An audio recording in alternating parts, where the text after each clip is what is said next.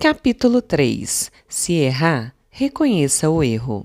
Exatamente a 1 minuto de minha casa havia um trecho de mata virgem, onde o emaranhado das amoreiras se cobria de branco durante a primavera, onde os esquilos faziam ninhos e criavam seus filhotes, e onde o capim crescia até a altura da cabeça de um cavalo. Este sossegado bosque era chamado Forest Park e era uma floresta que provavelmente não diferia muito em aspecto da que existia na tarde em que Colombo descobriu a América. O dog de Boston frequentemente era um animal passeava manso, neste pequeno cão de caça, incapaz de qualquer mal, e como raramente encontrávamos alguém no parque, costumava deixar que Rex andasse solto, sem mordaça e sem coleira. Um dia encontramo-nos lá com um policial montado, um policial que andava procurando a ocasião de dar uma demonstração de sua autoridade. Como é que o senhor deixa o cachorro solto correndo no parque, sem coleira e sem mordaça? Censurou-me. Não sabe que isto é contra a lei? Sim, eu sei, respondi brandamente, mas não pensei que pudesse haver qualquer inconveniente aqui. O senhor não pensou. A lei não pune os danos de um caldeireiro pelo que o senhor pensa. Este cachorro podia matar um esquilo ou morder uma criança. Desta vez vou deixá-lo em paz. Mas se encontrar o cachorro outra vez aqui sem mordaça e sem coleira, o senhor terá que se explicar perante o juiz. Modestamente prometi obedecer. E, na verdade, obedeci, por algumas vezes. Mas Rex não gostava de mordaça, nem eu tampouco. Assim, uma tarde resolvemos nos arriscar. Tudo corria às mil maravilhas quando sucedeu o imprevisto. Rex e eu corríamos para o cimo do morro e lá, subitamente, para espanto meu, vi a majestade da lei cavalgando um cavalo baio. Rex ia na frente, dirigindo-se diretamente para o policial. Fui pego em flagrante. Sabia disto. Resolvi não esperar que o policial começasse a falar. Fui mais ligeiro que ele, disse. Senhor policial, fui pego em falta. Sou culpado. Não tenho desculpas, nem justificativas. O senhor me advertiu na semana passada de que se eu trouxesse este cachorro aqui outra vez, sem mordaça e sem sua coleira, seria multado. Bem, agora, começou o policial num tom delicado. Sei que é uma tentação deixar um cachorrinho como este correr aqui quando não há ninguém no parque. Certo que é uma tentação, mas uma tentação que fere a lei, repliquei. Bem, mas um cachorrinho como este não vai fazer mal a ninguém, redarguiu o policial. Não, mas pode matar os esquilos, retruquei. Ora, penso que o senhor está levando a coisa muito a sério. Vou ensinar-lhe o que deve fazer. Deixe-o correr lá no alto do morro, onde não posso vê-lo. E esqueceremos tudo isto. O policial, ser humano, queria sentir-se importante. Assim, quando comecei a condenar-me, o único meio pelo qual ele podia alimentar sua vaidade era tomar uma atitude magnânima, mostrando-se clemente. Suponha, porém, que eu tivesse procurado defender-me. Bem, já teve alguma vez uma discussão com um policial? Mas, em vez de discutir, confessei que ele estava absolutamente certo e eu absolutamente errado. Confessei isto imediatamente, de modo claro e com entusiasmo. O caso terminou de uma maneira engraçada, pois eu tomei o seu papel e ele tomou o meu. O próprio Lord Chesterfield dificilmente teria sido mais gentil que este policial montado que, apenas uma semana antes, me havia ameaçado com os castigos da lei. Se sabemos que vamos ouvir de alguém alguma reprimenda, não é muito melhor precedermos a outra pessoa e dizermos nós mesmos o que ela vai dizer? Não é muito mais fácil ouvir a autocrítica do que a condenação vinda de lábios alheios? Diga sobre si mesmo todas as coisas que você sabe estar a outra pessoa pensando, querendo ou pretendendo dizer, diga-as antes que ela tenha uma oportunidade para dizê-las. As possibilidades são na proporção de 100 para 1, em como a outra pessoa tomará. Então, uma atitude generosa de perdão e reduzirá o seu erro ao mínimo, tal como o policial montado fez comigo e Rex. Ferdinand E. Varrin, um artista comercial, empregou esta técnica para conseguir a boa vontade de um petulante e rabugento comprador de arte. É de grande importância, quando se faz desenho para anúncios e fins de publicidade, ser muito exato e muito preciso, disse o Sr. Varrin ao relatar seu caso. Alguns editores de arte exigem que suas encomendas sejam executadas imediatamente e, como é de se esperar em tais casos, não se pode evitar alguns pequenos erros. Conheci um diretor de arte em particular, que sentia prazer em encontrar defeitos mesmo nas menores coisas. Várias vezes deixei o seu escritório aborrecido, não devido à sua crítica, mas pelo seu modo de atacar. Recentemente mandei um trabalho feito às pressas para esse editor e ele me telefonou pedindo que fosse imediatamente ao seu escritório. Dizia que alguma coisa estava errada. Quando cheguei, deparei justamente com o que previra. E temia. Estava hostil e satisfeito com a oportunidade para criticar. Perguntou com veemência por que havia eu feito isto e aquilo. Chegara a minha oportunidade para empregar a autocrítica e eu havia estudado tal assunto. Por isso respondi: Senhor Fulano, se o que acaba de reclamar é verdade, reconheço-me culpado e não há, em absoluto, escusas para o meu erro. De há muito que venho desenhando para o Senhor, já havendo tempo suficiente para trabalhar melhor. Estou envergonhado. Imediatamente iniciou a minha defesa. Sim, o Senhor tem razão, mas não se trata, afinal de contas, de erro tão grave.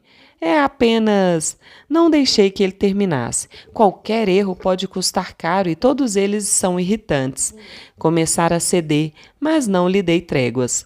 Estava tendo uma grande oportunidade. Pela primeira vez em minha vida eu me criticava. Estava gostando da experiência. Eu devia ter sido mais cuidadoso. O senhor me confia uma porção de trabalho. Merece o máximo de minha parte.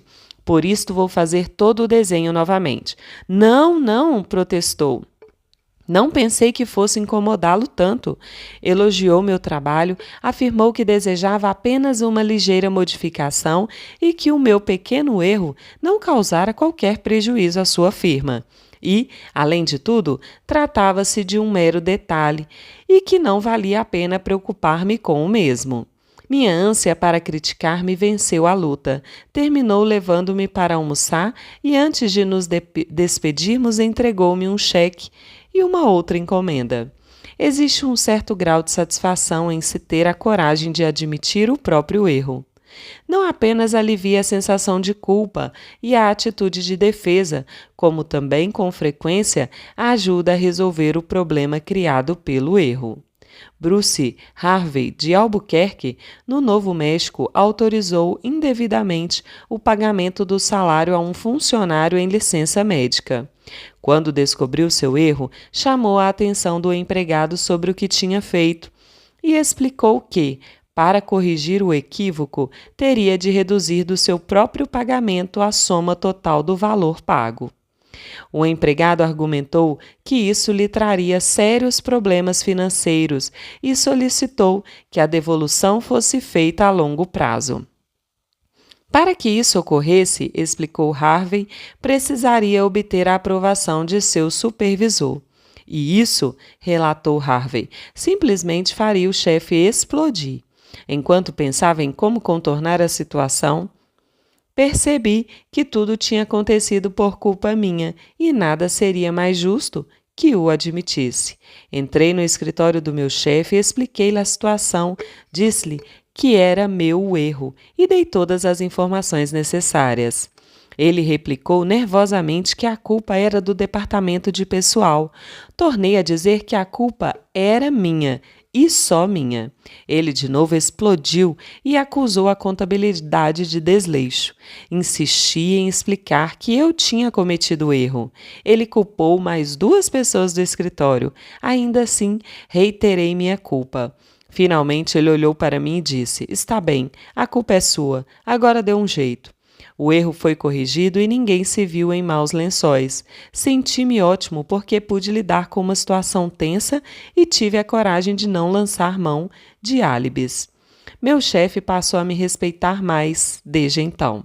Qualquer louco pode procurar justificar as suas falhas, e muitos loucos fazem isso, mas reconhecer seus próprios erros, o que é muito raro, dá uma auréola de nobreza e exaltação ao inimigo. Por exemplo, uma das mais belas coisas que a história registra sobre Robert E. Lee é o modo pelo qual ele se culpou, e somente a si, pelo insucesso do ataque de Pickett em Gettysburg. O ataque de Pickett foi, sem dúvida alguma, o mais brilhante e pitoresco ataque que já teve lugar no mundo ocidental. O próprio Pickett era pitoresco, usava o cabelo tão comprido que os cachos castanhos quase lhe roçavam os ombros. E, como Napoleão, nas suas campanhas italianas, quase diariamente escrevia ardentes cartas de amor nos campos de batalha. Suas dedicadas tropas o aplaudiram daquela trágica tarde de julho, quando marchou airosamente contra as linhas da União, com o seu chapéu caído em ângulo sobre a orelha direita. Aplaudiram-no e seguiram-no, homem a homem, fileira sobre fileira, com as bandeiras deprejando e as baionetas refulgindo ao sol. Foi uma empreitada intrépida, ousada, magnífica. Um murmúrio de admiração correu nas linhas da União quando se defrontaram.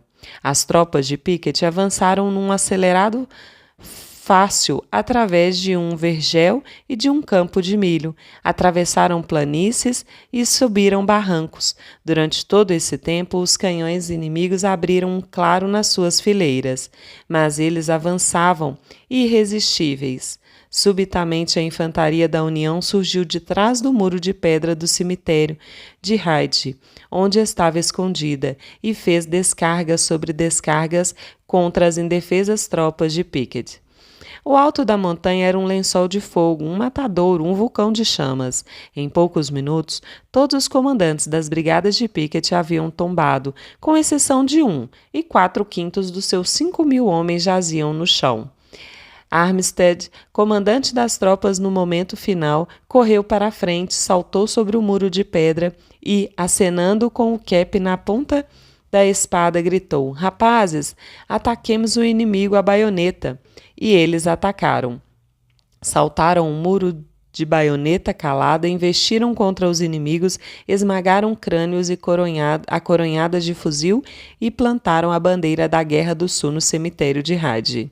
As bandeiras tremularam lá apenas por um instante, mas este momento, apesar de breve como foi, marcou o feito mais alto da Confederação. O ataque de Pickett, brilhante e heróico, não foi outra coisa senão o começo do fim. Lee fracassara. Não pôde invadir o norte e estava ciente disto. O sul estava condenado. Lee ficou tão triste, tão chocado, que, com seu pedido de demissão, solicitou a Jefferson Davis, presidente da Confederação, que indicasse um homem mais jovem e mais capaz. Se Lee quisesse culpar outros pela desastrosa carga de Pickett, por certo que encontraria uma série enorme de escusas. Alguns dos comandantes de suas divisões fracassaram. A cavalaria não chegara a tempo de apoiar o ataque da infantaria. Isto fora mal feito. Aquilo fora mal executado. Mas Lee era nobre demais para culpar os outros. Quando ensanguentados e derrotados, os restos das tropas de Pickett voltaram às linhas de confederação. Robert E. Lee inteiramente só correu ao encontro dos soldados e cumprimentou-os com uma autocondenação que é alguma coisa de sublime. Tudo isso foi culpa minha. Só eu, perdi esta batalha, confessou. Poucos generais em toda a história tiveram coragem e hombridade para confessar uma coisa assim. Michael Cheng, que dá aulas em nossos cursos em Hong Kong, contou que a cultura chinesa apresenta determinados problemas particulares e que, por vezes, é necessário reconhecer que o benefício na aplicação de um princípio pode ser mais vantajoso do que manter uma antiga tradição. Na sua classe, havia um homem de meia idade que, durante muitos anos, ficou brigado com um filho. O pai tinha sido viciado em ópio, mas agora estava recuperado. Na tradição chinesa, o idoso não pode dar o primeiro passo para a reconciliação. A iniciativa, pois, caberia ao filho. Numa das primeiras sessões, o homem contou sobre os netos que jamais vira e quanto desejava rever o filho e voltar a viver junto com ele. Seus colegas de classe, todos chineses, compreenderam a natureza desse conflito. O desejo se opunha a uma tradição há muitos séculos estabelecida. Segundo o pai, os jovens deviam respeito aos idosos e ele estava certo em não ceder aos seus desejos, ficando, portanto, à espera da chegada do filho. Quase ao final do curso, o pai voltou a se dirigir à classe. Ponderei sobre o problema. Dale Carnegie diz: se você errou, admita-o, rápida e enfaticamente. É tarde demais para admiti-lo tão rapidamente, mas posso admiti-lo enfaticamente. Errei em relação ao meu filho. Ele estava certo em não me querer ver e viver longe de mim. Talvez me desprestigie pedindo perdão a um jovem, mas errei e sou bastante responsável para admiti-lo. A classe o aplaudiu e o apoiou plenamente. Na aula seguinte, contou como foi à casa do filho, pediu e recebeu o seu perdão e agora começava um novo relacionamento com ele, com a nora e com os netinhos que finalmente viera a conhecer. Elbert Hubbard foi um dos autores mais originais que já agitaram uma nação e, muita vez, as suas sentenças ferinas despertaram fundos ressentimentos, mas Hubbard, com a sua habilidade no lidar com as pessoas, frequentemente transformava inimigos em amigos. Por exemplo, quando um leitor irritado lhe escrevia para dizer que não concordava com tal trecho de um artigo e terminava chamando Hubbard disto e daquilo, ele costumava responder mais ou menos assim: voltei a pensar sobre tal assunto, e eu mesmo não estou inteiramente de acordo com isto. Nem tudo que escrevi ontem significa hoje a mesma coisa para mim. Tive muito prazer em saber o que o senhor pensa a respeito. Na próxima vez que estiver aqui por perto, não deixe de visitar-me e discutiremos o assunto à vontade. Apesar das minhas milhas de distância que nos separam, aqui vai um aperto de mão. Eu sou sinceramente seu, Elbert Hubbard. Que poderia você dizer a um homem que o tratou de tal forma? Quando estivermos com a razão, procuraremos convencer os outros aos poucos e com toda a habilidade, conquistando-os assim para o nosso modo de pensar. E quando estivermos errados, e isto acontecerá, surpreendentemente, muitas vezes, se nos julgarmos com honestidade, reconheçamos nossos erros sem demora e com entusiasmo. Tal técnica não produzirá apenas resultados surpreendentes, mas, acredite ou não, é muito mais interessante, sob certas circunstâncias, do que uma pessoa tentar justificar os seus erros. Lembre-se do provérbio: pela luta você jamais obterá bastante, mas pela condescendência conseguirá sempre mais do que espera. Princípio 3. Se errar, reconheça o erro imediatamente e com ênfase.